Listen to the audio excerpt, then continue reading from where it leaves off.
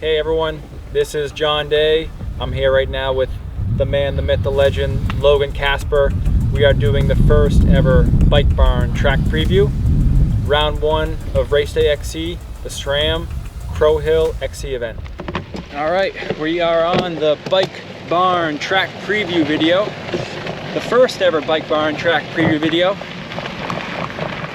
Round 1 of the Race Day XC Championship here at the SRAM Crow Hill XC event. I'm here with the man, the myth, the legend, Logan Kasper. Logan, probably one of the most decorated XC racers from New England in the past 10 years. He's won everything from the former XC Championship here in New England, Unbound XL overall winner,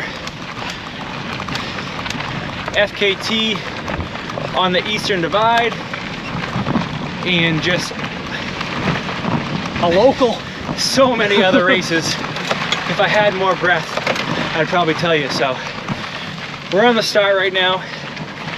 If you can't tell, it's kind of a slight uphill, and we are, I don't know, about 40 seconds in, and that's where it somewhat goes to single file. So I'll follow Logan in. Take a nice right turn on in. Yep. I think the line to the left right here is the move. Okay. I'll take the right for good measure.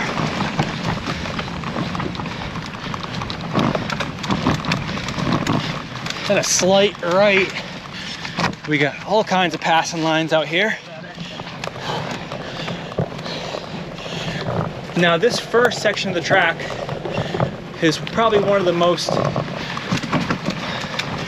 wide sections, and that's for good reason.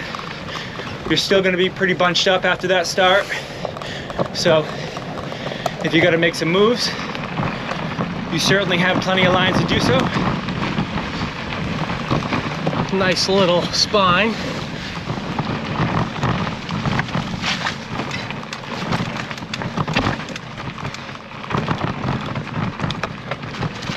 Course opens up nice through here. Plenty of lines, twist and turn, but it's also wide enough where drafting might be a thing.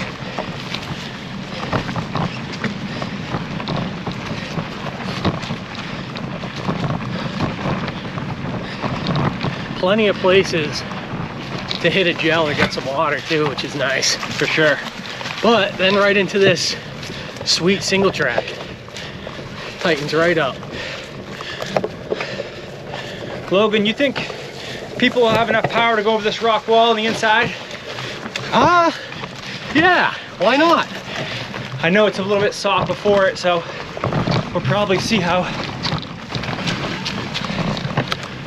it goes. That could force everyone to go left and go around it, but a couple different options on that section. I think it's going to depend on who you go in there with, or at what point. If you put in a nice little dig before that, maybe the legs will be soft for it. But if you're fresh and there's some distance, or if you're riding someone's wheel and you kind of got to hit the brakes, brake check real quick, it might set you up wrong. Got it. Yeah, and I think sections like that too, sometimes if you're doing a pre-ride, it's like, hey, this line is clearly slower. Why would they even put that in there? But really, sometimes you put different lines in a race course because if you're in a pack with 10 guys, 15 guys, 15 girls, maybe the slower line is still an option to, you know, put the boosters on, pass 1 or 2 guys, and it's not to go to waste, you know? Yeah, I'd say that the B line usually on the first lap or second lap isn't a bad move, right? Because it's less congested. Totally. So you don't have, when everyone's seeing sounds and can't think straight, you can just kind of snake your way through it. Okay. Less mistakes is faster. Smooth is fast. Yes, sir.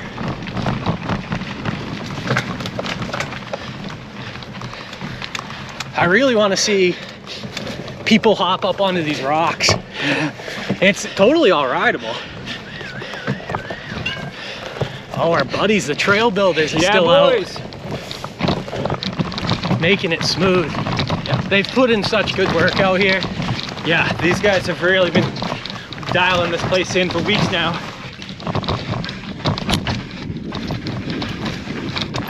Whew, muddy section. Couple of good gravity cavities in there. Yep.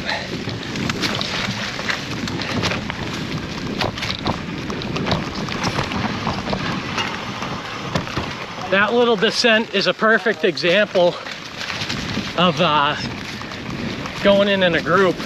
Yes. There's 100 lines on it, but depending on who's in front of you or next to you, it might bottleneck things. Totally. And I think a line like that, right now it just looks like a C, but give it 10 minutes into the first race and there'll probably be 4 or 5 distinguished lines. Yep. All burnt in that will make for some good options. We got a little bit of speed here. As Logan mentioned earlier, quite a bit of sections for people to lay down some power. So you'll be in and out of those single track trails, and then you got a chance to let your legs do some talking for about 30 seconds here or there, back into the trail, in and out. So a good little blend. Well, I feel like that's what makes New England racing so dynamic is depending if you want to turn the screws in the single track, you really can, and someone can catch right back up to you on the kart roads or double track, or do you want to recover in the single track? It's really dynamic. Yeah. And like no one rider is going to be good at this whole course. Yep, totally. A section like this, maybe someone with a road background or someone that isn't the greatest technical rider, that's where they're going to put the hammer down. Absolutely. And try to make up that time. Kind of hurt the group a little bit. Sure.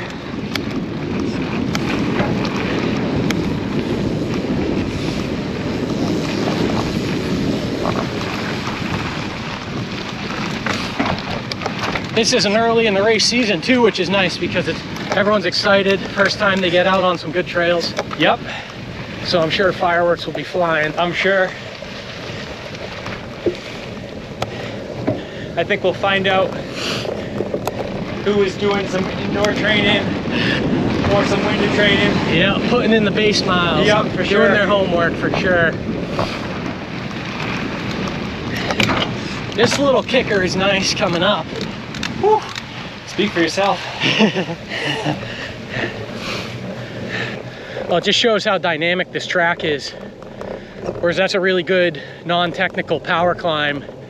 But after that longer section of pretty non-technical stuff, so even though it's smooth, it still hurts. Yeah. Just because you were laying out power before. Right.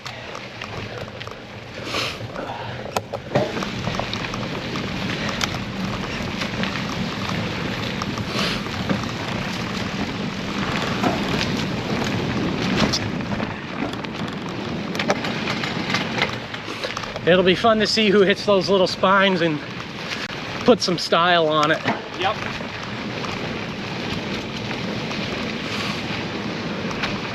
Definitely plenty of sections to kind of enjoy your bicycle out here for sure. Of course, maybe when your heart rate's 190, it might be a little bit difficult, but those sections are out here. This section has a few lines that I can't figure out what's going to be best. Whatever is not behind me. Anyone who races with me knows I choose the Joker line.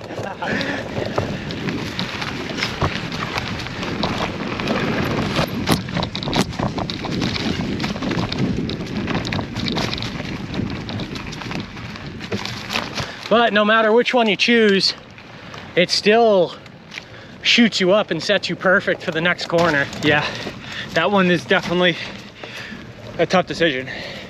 Probably end up making the call depending on who's around you, like you said earlier, how much traffic you're in.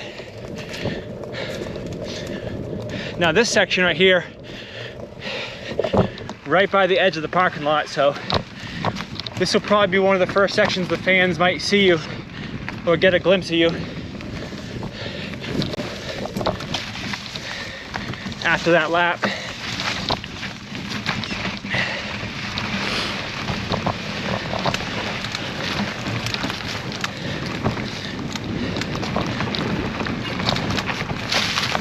Even like that little corner, you can hit high and then shoot down the hill, or keep it low and hit it more straight. Carry that momentum. Yeah.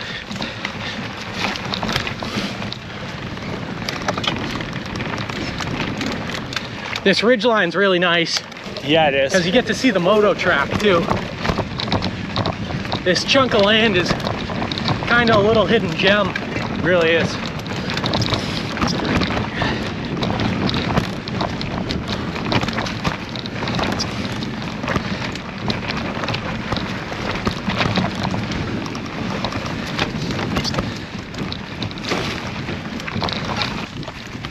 This is a tough, awkward little right-hander. I feel like those are little softball size rock garden too. Yeah. Not truly a rock garden that you gotta pick through, but enough to keep you on your toes. 100%. A couple of Stegosaurus style rocks. They'll catch your tire if you're not paying attention. Good little punch right here.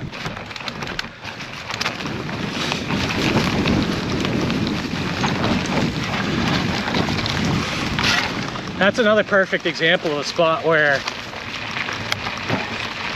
it's faster going straight through it, but then the outlet, you got a kind of hairpin corner. Whereas if you hit it a little more on a diagonal, your outlet's a little quicker. Yeah. So, little roll of the dice, depending on who you're with. Cool. So here we are. Not the line. This is the Cannondale corridor. Logan and I are gonna go through it. If you don't want to go through it on Sunday, you can go around it. The easy section will be a few seconds longer. So this first half is all natural and tech. And here we go.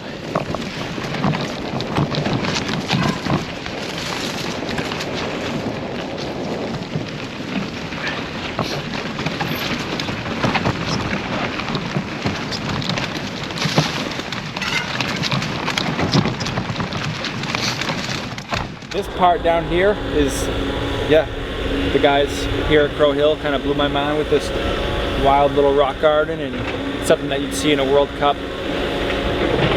It's maybe not as technical as that top part, but you definitely have to be on your toes for sure. So we got this last section of the Cannondale corridor. We're heading down there. We got some berms, a couple different things.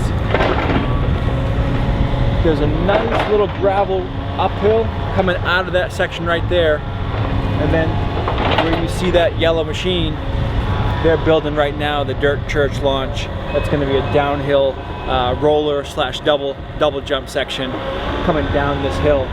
And the cool thing about this is, if you're a fan, you can essentially be right here. You could watch all the cool downhill of this Cannondale corridor.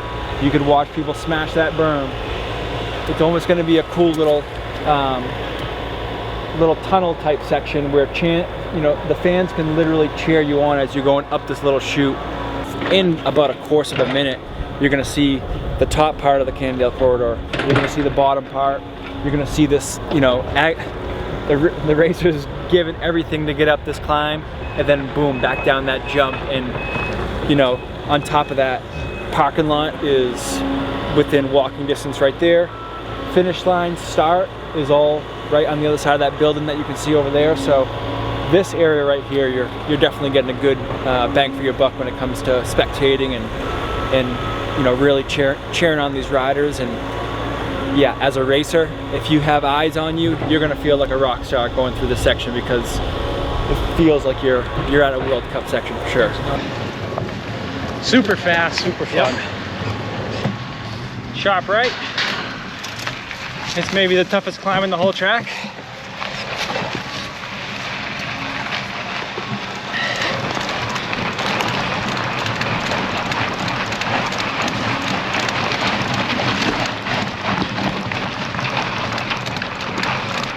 Oh, it wasn't that bad. Not bad. Pack it in.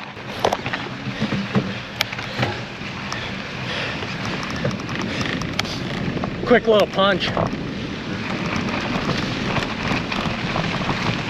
Under the tunnel. Catch your breath in that tunnel. I bet it will be nice because by that point in the race, you're going to be heating up. Tunnel's nice and cool underground. Quick little breather. I'd say we're 2/3 done with the track. This is my personal favorite section, this last third. A little bit of single track, a little bit of downhill, but also some good straightaways you could open up, lay down the watts. Little country, little rock and roll. Yeah. So now Logan, what are you rocking for a setup this weekend? Dropper, what kind of suspension? So I'm gonna be on the old tried and true Santa Cruz Blur that I've been racing for too long. Okay. But if it ain't broke, don't fix it. Right on. So 100 mil back, 120 up front, which I think is gonna be the perfect bike for this course. Okay. Could you get away with a hardtail? Yeah, no problem. Okay. But if you're looking to split hairs, a 100 bike would be good. Okay. Yeah, 80 mil dropper. 80 mil dropper. But You think that's necessary? no, you could do it with a hard post. Okay. Yeah, really 29-inch wheels are nice, but this style of riding, you could get away with the old school 26 and be just fine. Really? Yeah, I think so.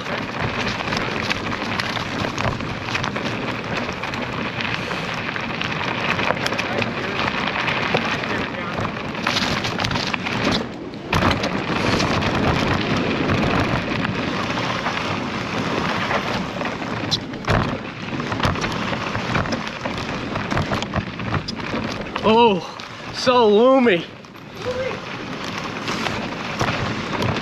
I feel like we just teleported to British Columbia real quick. Oh, tight lefty loosey right out of that corner. Yep.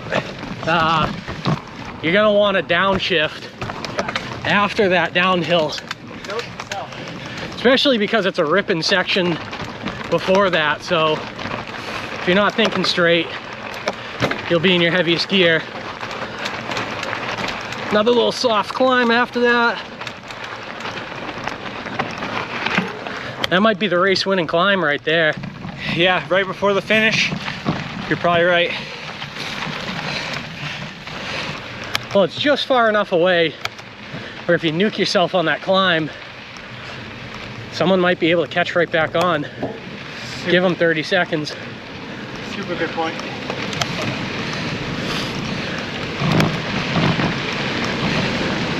This course is so dynamic. I'd love to see how the different riders all play each section. Me too. I've been asked so much this week, what kind of course is it? And there's no one answer. No.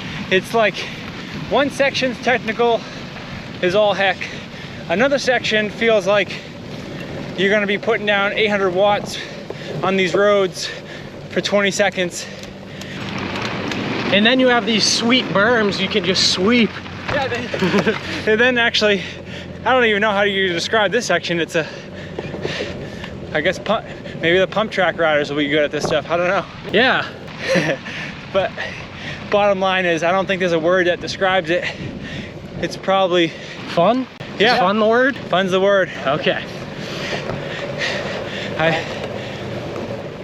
think.